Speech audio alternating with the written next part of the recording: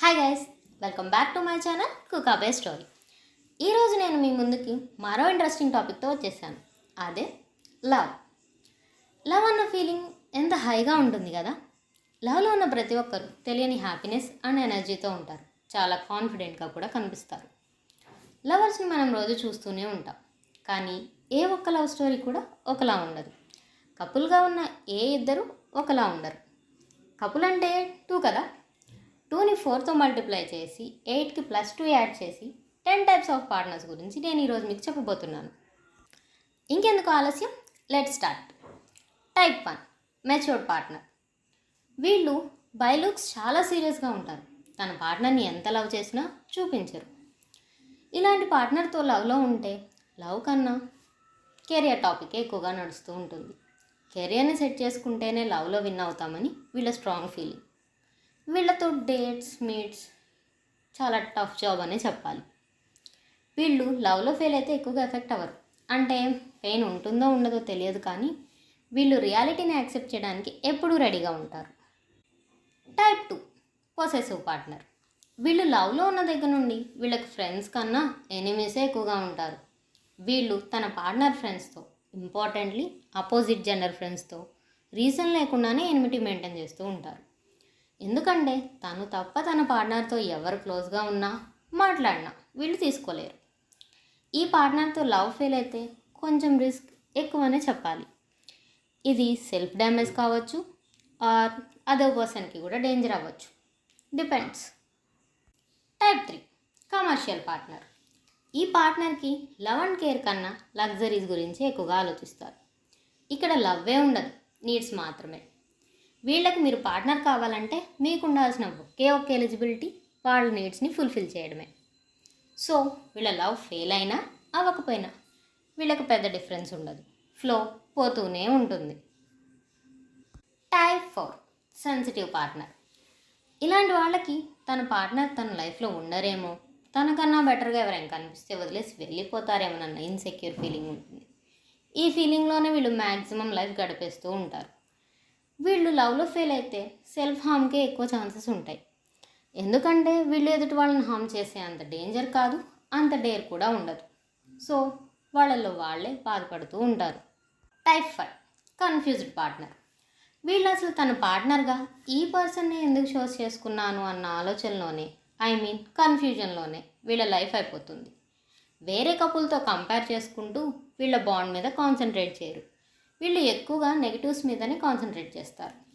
ఈ పార్ట్నర్ లవ్కి బ్రేకప్ చెప్పే ఛాన్సెస్ కూడా చాలా తక్కువ, ఎందుకంటే అది కూడా వీళ్ళకి కన్ఫ్యూజనే. Type 6, romantic partner. పేరులోనే ఉంది కదా, సో వీళ్ళు చేసే ప్రతి పనిలో రొమాన్స్ని వెతుకుతూ ఉంటారు. Romantic surprises, romantic dates, romantic gestures, అలా. ఈ పార్ట్నర్తో లవ్లో ఉంటే లవ్ బ్రేకప్కి మ్యాక్సిమం డిస్టెన్స్లో ఉంటుంది. రొమాంటిక్ ఉన్నప్పుడు దీనికి ఆపోజిట్ కూడా ఉండాలి కదా. అదే టైప్ 7, అన్రొమాంటిక్ పార్ట్నర్. వీళ్ళు అసలు కపుల్లానే బిహేవ్ చేయరు, బట్ వీళ్ళ బాండ్స్ చాలా స్ట్రాంగ్గా ఉంటుంది. ఎందుకంటే వీళ్ళ ఫోకస్ అంతా వీళ్ళ పార్ట్నర్తో లైఫ్లో ఎలా కలిసి ఉండాలి, లైఫ్ లాంగ్ ఎలా కలిసి ఉండాలి అన్న దాని మీదే ఉంటుంది. వీళ్ళు ఎక్కువగా చేసే పని ఏ ఏరియాస్ ఇంప్రూవ్ చేసుకుంటే వీళ్ళ పార్ట్నర్తో లైఫ్ లాంగ్ ఉంటాము, like career, passion, life style, ఇలా. సో వీళ్ళు బ్రేకప్ చెప్పరు. తన పార్ట్నర్ చెప్పినా ఎలాగో అలా కన్విన్స్ చేస్తుంటారు.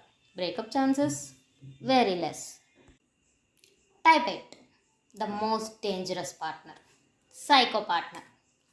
వీళ్ళు అనుమానించడానికే పుడతారు. వీళ్ళ లవ్కి ఓకే చెప్పగానే వీళ్ళు చేసే ఫస్ట్ పని ఏంటో తెలుసా? ఆ పార్ట్నర్ యొక్క పర్సనల్ ఇన్ఫర్మేషన్ అంతా తీసుకోవడం, like social media, Gmail accounts, phone password, ఇలా అన్నీ తీసుకొని వాళ్ళ కంట్రోల్లో పెట్టుకోవడమే వీళ్ళ ఫస్ట్ పని. వీళ్ళకి తెలియకుండా ఎవరికైనా ఫ్రెండ్ రిక్వెస్ట్ పెట్టినా, హాయ్ అని మెసేజ్ వచ్చినా, తెలిసిన వాళ్ళతో మాట్లాడుతున్నా, కథం. వీళ్ళు పెట్టే టార్చర్ వేరే లెవెల్లో ఉంటుంది. వీళ్ళకి బ్రేకప్ చెప్పలేం, వీళ్ళతో ఉండలేం.